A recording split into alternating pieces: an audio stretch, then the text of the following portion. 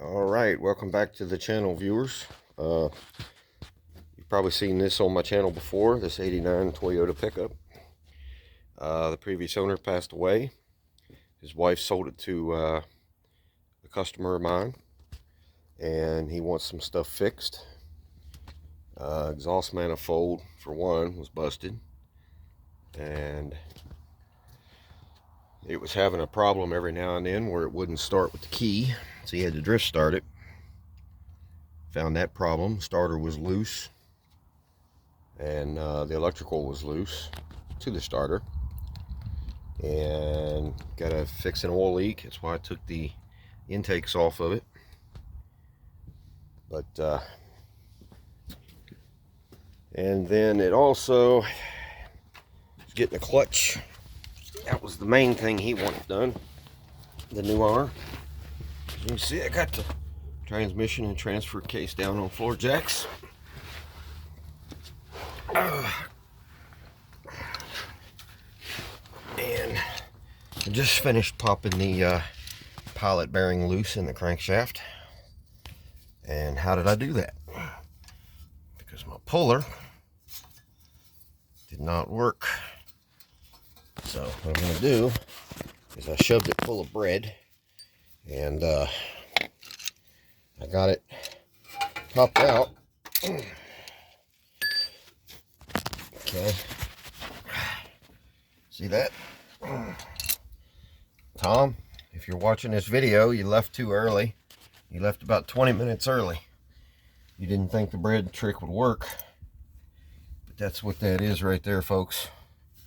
Bread. Yum. You just gotta remember to see, just bread. You just keep packing it through the this here's a pilot bearing. Some vehicles have a bushing, but Toyota uses a bearing, which is cool, awesome. But you keep packing bread through that center hole, and it's going to take you about, on this one, it's going to take you about one slice of bread. Yeah, because this is all that's left of it. Almost a whole slice. And take you, it's best to find a round punch, something blunt on the end, not sharp. And you want it to fit in the hole, the input shaft hole, as tight as possible, because if you use something any thinner, then all you're going to do is squeeze your bread out around the sides of the chisel. So you see there's not a whole lot of wiggle room there. It's perfect size.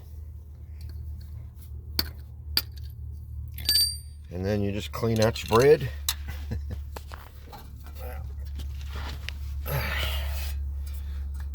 I just did this for the sake of the video.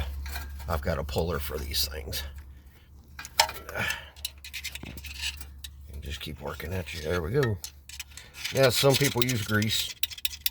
I don't recommend that because that shit don't work. Alright, Tom, if you're watching this video, you saw me packing that stuff in there, but you couldn't wait. You had to leave. Anyway, so truck's getting a new flywheel, clutch. It's getting new axles. These things have been run a long time with busted boots and no grease. It's going to need new sway bar end links. I put new ones in this truck a couple years ago, but they bought cheap ones. The previous owner bought cheap ones, and the bushings are already gone. And the truck sits more and it's been driven. So there's the old clutch. Sorry guys, I got my shadow in the way, I can't help it. There's the old clutch. It's worn out down to the rivets. Flywheel's all boogered up. It's been turned once before, so it's just going to put a new one in it. Anyway, just wanted to show you this. And also had a fuel leak. The previous owner, years ago, he had put a fuel filter on it, And any of you that's ever put a fuel filter on one of these knows it's not a fun job, especially with the transmission in it and the intake manifolds on it. You can barely see it, much less change it out. But you got a, what is it, 17 mil here, 17 in the back, bolts to take the fuel lines loose. Then you got to take your 12 mil to get the fuel filter bracket loose to remove the filter. It's not fun with all that stuff in there. So I'm going to get with the new owner and see if he wants to replace that. And it appears we have an oil leak somewhere in the front of the engine, but I'm pretty sure it's coming from the timing cover. Anyway, well guys, this truck's getting a lot of work done to it.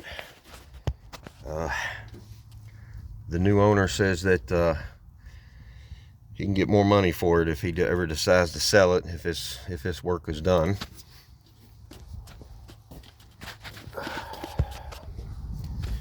Got a cracked exhaust manifold here, runs all the way through up through here, and then it's also cracked, I don't know, somewhere else. So there you go. Didn't have room in the shop for it, so had to do it outside, old school. I regret it. 51 years old, I'm getting a little tired of laying on the ground to work on these things. So anyway, that's it guys. So if you want to keep up with this project, I guess we'll call it a small repair series on the 89 Toyota pickup truck. Just if you're going to want to follow this, then just subscribe to the channel, click that notification bell. Once it pops up, click all, give the video a thumbs up, leave a comment below, share it, subscribe, and check out the other videos from a couple years ago where I put a fuel pump in this thing, and or fuel leak in the pump. I can't remember now, but it was a 3 years ago I posted the video, and it's doing fairly well. But in my playlist, it should be titled 89 Toyota pickup.